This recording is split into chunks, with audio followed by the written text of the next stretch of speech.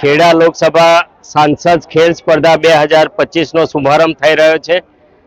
ખેડા શહેરના એચએનડી પારેખ હાઈસ્કૂલના મેદાનથી આજે જ્યારે આ શુભારંભ થઈ રહ્યો છે ત્યારે અમારી સાથે સમગ્ર જિલ્લાના આગેવાનો, વિશેષ કરીને આ ક્ષેત્રમાં લાગતા અમારા બંને સન્માનીય ધારાસભ્યો ભાઈ શ્રી અર્જુનસિંહ અને ભાઈ શ્રી કલ્પેશભાઈ, સાથે સાથે સંગઠનની સમગ્ર ટીમ, સૌ અધિકારીઓ અને સમગ્ર વિસ્તારમાંથી પધારેલા આગેવાનો, વડીલોની હાજરીમાં આ સ્પર્ધાનું જ્યારે શુભારંભ થઈ રહ્યો છે ત્યારે દેશના યશસ્વી વડાપ્રધાન આદરણીય નરેન્દ્રભાઈ મોદી સાહેબ 2022થી સમગ્ર વિશ્વમાં ખેલ સ્પર્ધા સંબંધિત એક પ્રકારની જાગૃતિ આવે એ માટે પ્રયત્ન કરે છે. ત્યારે દેશમાં અને ગુજરાતમાં જ્યારે તત્કાલીન મુખ્યમંત્રી હતા ત્યારે પણ તેઓનો આગ્રહ આ નવી પેઢીને દેશી રમતો, રમતગમતના મેદાનો પર આવે અને તેઓનું એક પ્રકારે ઉર્જાવાન નવી પેઢી તૈયાર થાય, આ રમતગમત ક્ષેત્રે નવી પ્રતિભા આપણને મળે, એની સ્પર્ધાઓનું આયોજન કરીને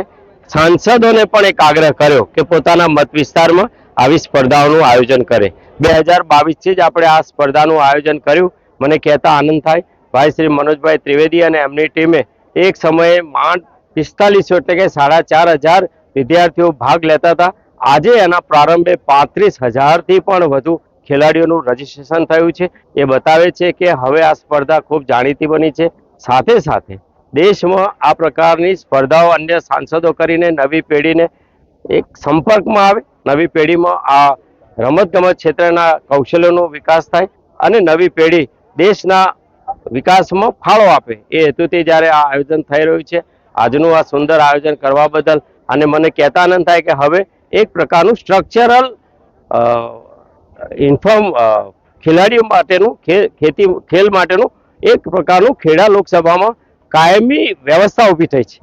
એટલે અમને પણ આ રમતગમત બહુ સરળતાથી વધુમાં વધુ લોકો સુધી આ સ્પર્ધાઓ કરવાનું આયોજન થયું છે. ત્યારે એક નવો વિચાર એ પણ આવે છે કે હવે અમે સાંસદ મ્યુઝિક સ્પર્ધા પણ કરીશું.